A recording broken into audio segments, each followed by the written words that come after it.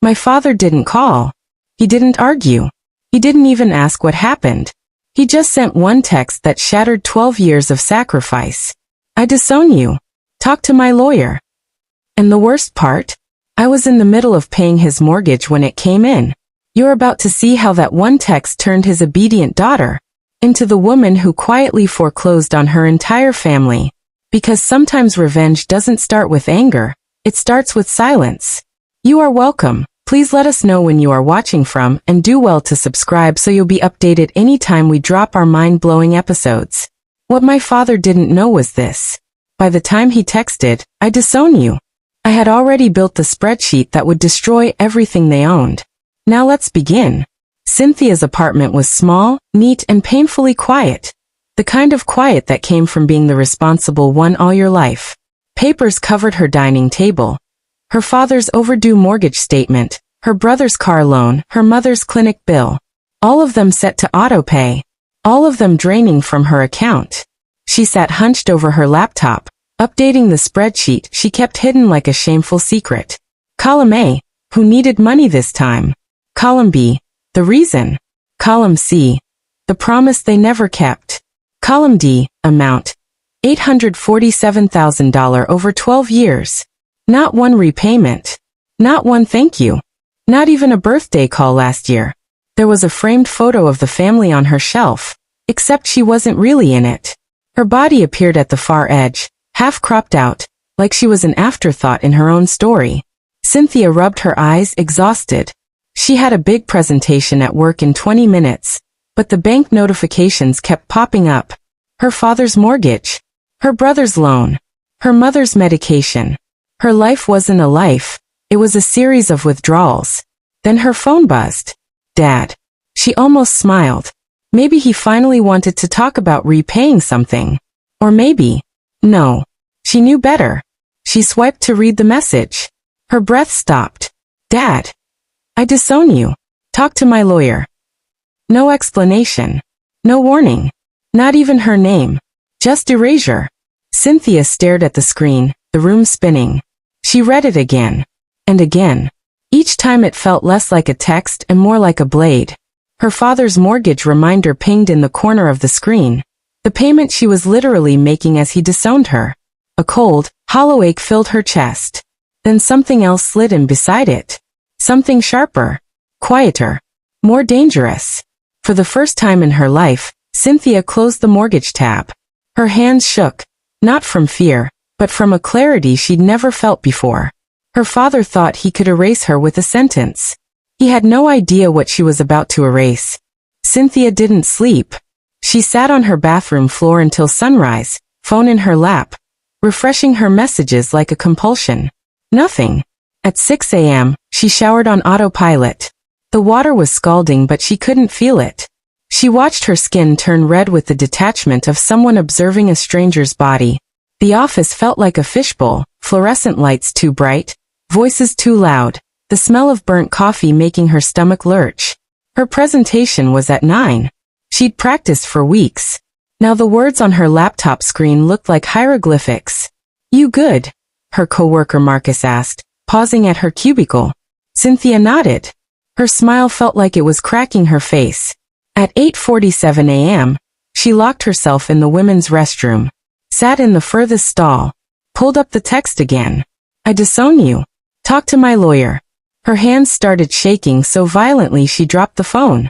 It clattered against the tile, the sound ricocheting off porcelain and metal like a gunshot. She picked it up with trembling fingers, and did what she'd been avoiding all night. She scrolled back through their message history. 3 months ago. Dad, I can't co-sign another loan right now. I'm drowning. His response. Family helps family, Cynthia. Don't be selfish. 2 months ago. Happy birthday, sweetheart. Can you Venmo me $800? Your mother's car needs new tires. She'd sent $1,000. He'd never said thank you. Last week. Your brother's asking about that investment opportunity. Can you spare $10K? She'd said no. For the first time in 12 years, she'd said no. And now this. The realization hit like ice water. She hadn't been disowned for something she did. She'd been disowned for refusing to keep bleeding. A memory surfaced. She was 16, working her first job at a diner. She'd brought home her paycheck, proud. Her father had held out his hand. Your mother needs groceries. Family first. She'd given him everything. Eaten ramen for 2 weeks. She looked at her reflection in her phone's black screen. Her face was gaunt. When had she started looking so tired? The bathroom door opened. Someone called, Cynthia? Your presentation's in 5 minutes. She stood, wiped her eyes, walked to the sink and splashed cold water on her face. Then she texted her father. What's your lawyer's name? He responded immediately. Don't be dramatic. Call me. She blocked his number. Should she stop or finish what she started? Cynthia called in sick. Then took the rest of the week off. Then unplugged her work laptop entirely. Her apartment became a war room. She ordered takeout, left the containers stacking up on the counter, showered only when the headaches from unwashed hair became unbearable. The curtains stayed closed. Time became irrelevant. Just the glow of her laptop screen and the endless scrolling through bank statements, Venmo history, text threads. The new spreadsheet was meticulous. Obsessive. Every transaction dated and categorized. Every I'll pay you back screenshot and saved. Every casual, can you help your brother out? Documented with timestamps. 12 years of financial history, distilled into irrefutable data. Total, $847,340.18. She sat back staring at the number. Nearly $1 million. Her college fund. Her house down payment. Her retirement. All of it. Gone into the black hole of her family's entitlement. Her father's text had mentioned a lawyer. She Googled the number he'd called from that voicemail. Found it connected to Brennan and Associates. Estate planning, wills, trust dissolution. Her stomach dropped. They weren't just disowning her. They were cutting her out of the inheritance. The house her down payment had saved. The business she'd kept afloat with 3 separate, emergency loans. Everything her grandmother had promised would be hers. She pulled up her grandmother's funeral photos. 5 years ago. Her father's speech. My mother taught me that family is everything. Cynthia embodies that. Everything I have will be yours one day, sweetheart, because you've earned it. The comments below the Facebook post made her nauseous. Such a devoted daughter. Your parents are so blessed to have you. She'd believed it. God, she'd actually believed it. On day 4 of her isolation, she did 3 things. First, she contacted a lawyer. Not Brennan, someone cutthroat. Someone who specialized in financial disputes and contract law. Second, she compiled every text, every email, every voicemail where the word loan, or pay you back, or temporary help appeared. Third, she opened her father's blocked contact. Typed a single word in response to his "don't be dramatic" text. Okay. Sent it. Reblocked him. Then she logged into every account where she was listed as a co-signer, joint owner, or authorized user. Her lawyer had said, "They want to play with lawyers? Let's play." Her finger hovered over the first transaction. She clicked. The withdrawal had begun. The first domino fell on a Tuesday. Her father's mortgage payment bounced. Cynthia had removed herself as the backup account holder at 9 a.m. By noon, the bank had called him 3 times. She knew because her mother called from a restricted number. Cynthia let it ring. Listened to the voicemail later. Cynthia, I don't know what's gotten into you, but your father's mortgage payment failed. This is our home. How can you be so cruel? Call me back immediately. Not. Are you okay? Not. What happened? Just. How can you be so cruel? Cynthia deleted the voicemail. Moved to the next account. Wednesday. She submitted formal demand letters through her lawyer. 1 to each family member. Legal language, certified mail, impossible to ignore. All outstanding loans totaling $847,340.18 are hereby due within 30 days, with 5% annual interest calculated from the original loan date, as per verbal contract and documented communication. Thursday. She called the dealership where Tyler's car was financed. I need to remove myself as co-signer immediately. The representative hesitated. Ma'am, that's not typically. My lawyer will be in touch if there's resistance. The account holder has demonstrated financial irresponsibility, and I am no longer willing to assume liability. By Friday afternoon, Tyler's phone was disconnected. She'd canceled the family cell phone plan she'd been paying for since 2019.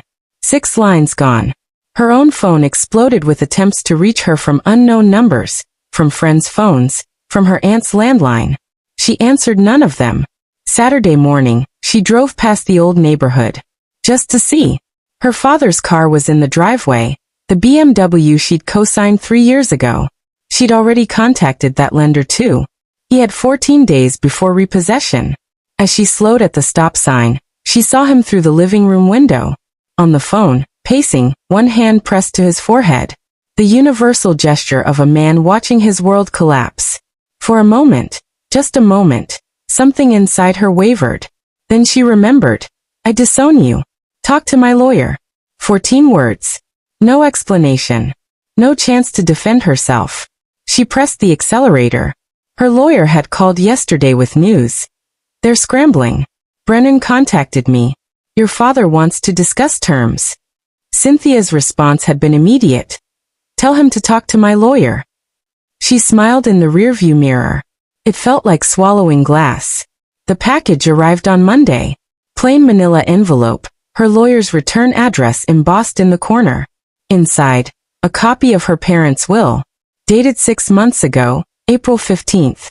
Cynthia's hands shook as she read. To our daughter Cynthia Marie Henderson, we bequeath nothing. Over the past years, she has demonstrated a persistent pattern of selfishness and disregard for family values. She has failed in her duties as a daughter, and chosen her own comfort over the well-being of those who raised her. Therefore, she is to receive no portion of our estate, properties, or assets. The words blurred. She read them again. Then again. Selfishness. Failed in her duties. Chosen her own comfort. The date glared at her. April 15th. She grabbed her laptop, pulled up her bank statements. Scrolled to April. There. April 3rd. Refused to co-sign a $75,000 loan for her father's business expansion. A landscaping company that had been hemorrhaging money for 2 years. April 8th. Her father's text. We need to talk about your priorities. April 12th. Her mother's call. Your father is very disappointed in you. April 15th. They'd written her out. 2 weeks later, she'd caved to guilt and sent $10,000 anyway. To help out. They'd cashed it within an hour. Her lawyer had attached a note. Found correspondence. You need to see this. She clicked the PDF. Email chains between her parents and Brennan, their estate attorney. Her father, March 28th. Cynthia's becoming difficult. Questioning every request. I think we need to protect our assets. Brennan's response. If she's been contributing financially, she may have legal claim to repayment. I recommend documentation showing her contributions were gifts rather than loans. Her mother, April 2nd.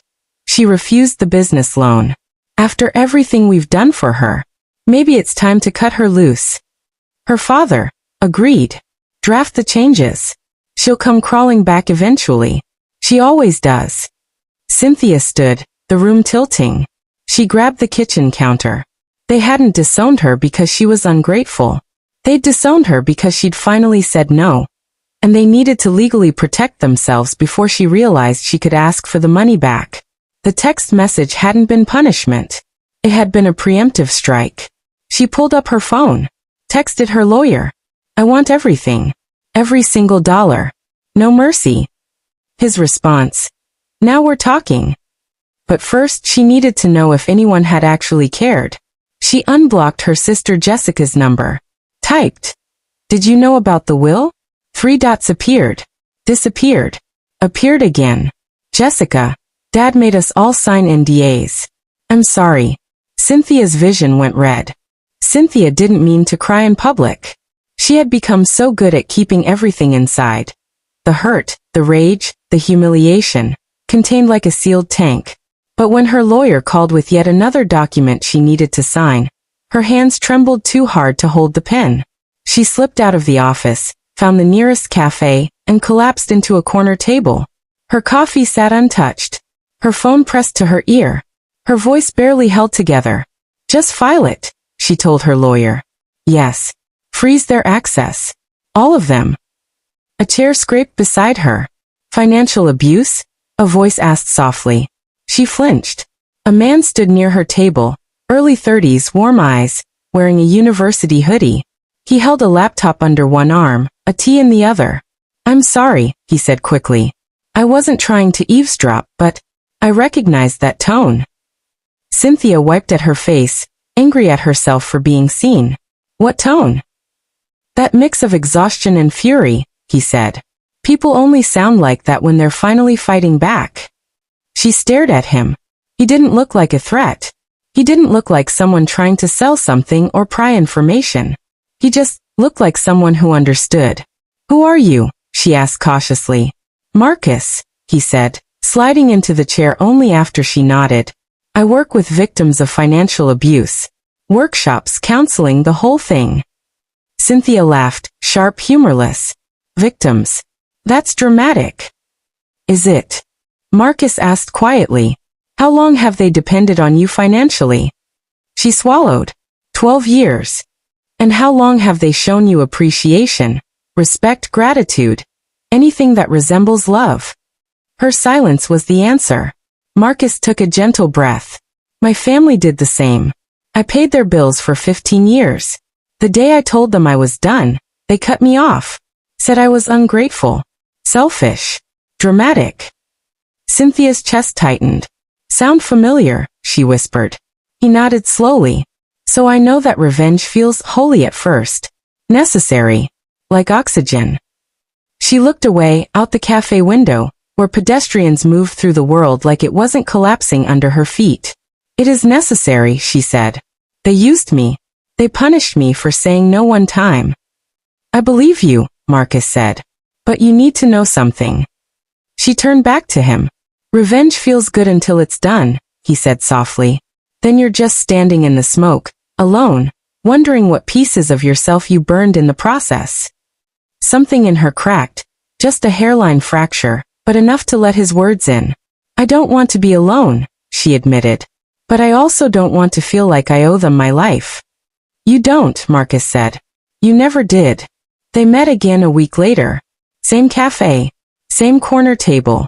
But this time, she didn't look like she was drowning. She looked like someone surfacing for air. Marcus taught her to name things she never had words for before. Coerced generosity. Obligation as currency. Love as leverage. When she told him about pulling out of the mortgage, the loans, the sell plan, he nodded. Not approving, not condemning. Just be careful, he said. There's a line between reclaiming your power and becoming the thing you hate. Cynthia pressed her fingers to the edge of her cup. I want justice, she said. But I think I also want them to feel what I felt. That's human, Marcus said. Just don't lose yourself chasing their pain. She exhaled, long and shaky. Marcus, am I turning cruel? He looked at her gently. No, he said. You're turning honest. The question is, who do you want to be when this is over? A question she wasn't ready yet to answer. But she knew this. For the first time in her adult life, someone saw her. Not her wallet. Not her usefulness. Just her. And that made what came next even more dangerous. The collapse happened faster than Cynthia expected. Once the loans were recalled and the accounts unraveled, the family's stability snapped like brittle glass. Her father's business, already failing, filed for bankruptcy. Her brother's car was repossessed. The mortgage she'd been quietly supporting for years suddenly ballooned into an impossible payment. And then came the call. Her sister. Sobbing. Please, Cynthia. Mom's medication, her insulin. She can't afford the full dose anymore. She's stretching it out. I don't know what to do. Cynthia froze. For a moment, she saw her mother not as a weapon in this war, but as the tired woman who once made her birthday cakes from scratch. The woman who braided her hair before school. The woman who also, painfully, had watched her husband use Cynthia like a personal ATM, and said absolutely nothing. Her finger hovered over the banking app. One tap, and the insulin would be handled. One tap, and she'd be stepping back into the role they always expected. Savior, wallet, obedient daughter. Marcus's voice echoed in her mind. When you start using their suffering to make a point, you become what hurt you. Her chest tightened. She wanted to help. God, she wanted to. But she also remembered being 16, asking her mother for lunch money, hearing her father bellow, "If you want money, earn it. Nobody in this house gets anything for free." And her mother had remained silent. Cynthia locked her phone. "I can't," she said flatly. Her sister's breath hitched. "What do you mean you can't? She could die." "Talk to Dad," Cynthia said. "He's the one who disowned me." "Synth, please." She hung up. 2 days later, the text came. "Mom's in the hospital. Diabetic shock." She survived, but barely. Cynthia stared at the message until the words blurred. She didn't cry. She didn't scream. She just felt hollow. The next time she met Marcus, he saw it instantly. "What happened?" he asked. She told him everything. When she finished, he didn't speak for a long time. Then quietly, "You crossed the line." Her jaw tightened. "They deserved consequences." "They did," he said. "But not that consequence. That wasn't justice, Cynthia. That was cruelty wearing your father's face." The words hit harder than any insult her family had ever thrown. For the first time since her father's text, Cynthia felt ashamed. And that shame was more dangerous than her rage had ever been. It happened on a Thursday morning, gray sky, soft drizzle, the kind of day that felt like the world was holding its breath. Cynthia was preparing documents for her lawyer when someone knocked on her apartment door. Not a polite tap. A tired, desperate thud. She opened it. Her father stood there. He looked smaller. Shoulders hunched. Hair untrimmed. Eyes bloodshot. Like a man who had aged 10 years in 3 weeks. "Cynthia," he said, voice rough. "Please." She didn't move aside. She didn't speak. She simply stared. "Can I come in?" he asked. Her silence stretched long enough to hurt them both. Finally she stepped back. He entered slowly, as if unsure of the ground. He sat on the edge of her couch, elbows on his knees, hands trembling. "No lawyers," he said. "No threats. I'm not here for a fight." Cynthia crossed her arms. "Then why are you here?" He swallowed hard. His throat bobbed like the truth was physically painful. "I need your help," he whispered. Her chest tightened, not with pity, but with the sickening echo of every year he'd expected her to save him. He continued, voice cracking. "I was wrong. I thought," he stopped, wiped his face. "I thought you'd always be there. I thought I could push and you'd bend. I never believed you'd break." Cynthia's jaw clenched. "You didn't disown me because I hurt you. You disowned me because I said no." He shut his eyes. "Yes," he admitted. "I panicked. The business was falling apart, and when you refused to co-sign, I felt betrayed.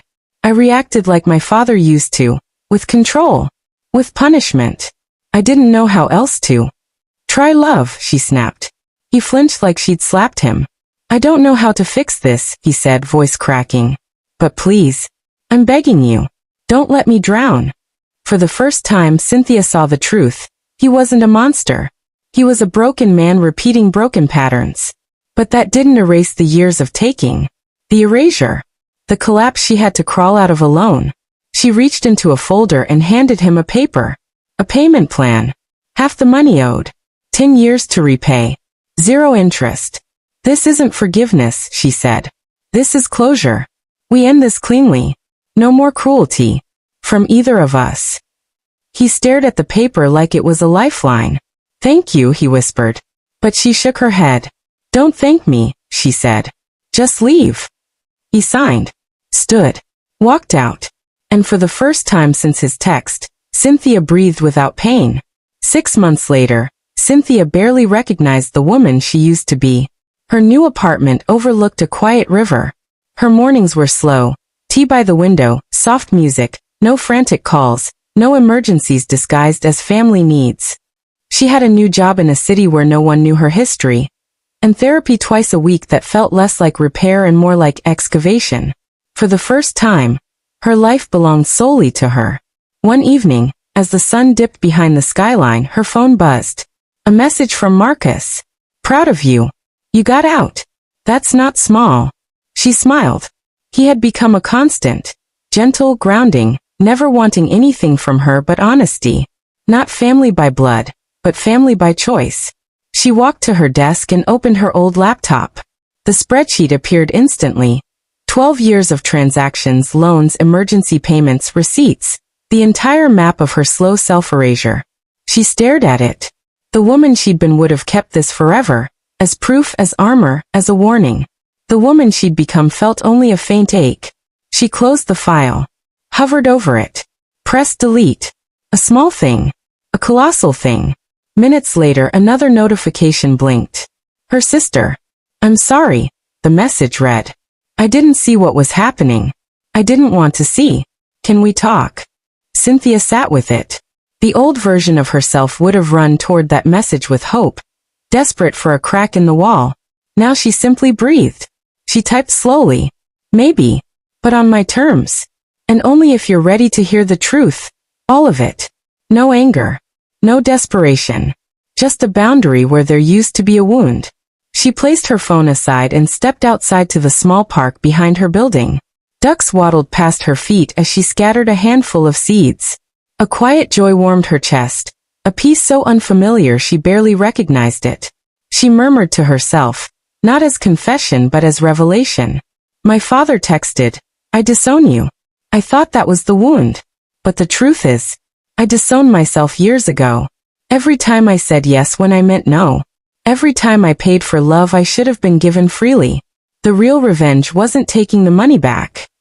She smiled at the water, soft and steady. It was taking myself back. The wind carried the words away, and Cynthia, finally fully, stepped into a life that was hers. Thanks for watching till the end. Do well to subscribe, comment, and like so you'll become part of this amazing family.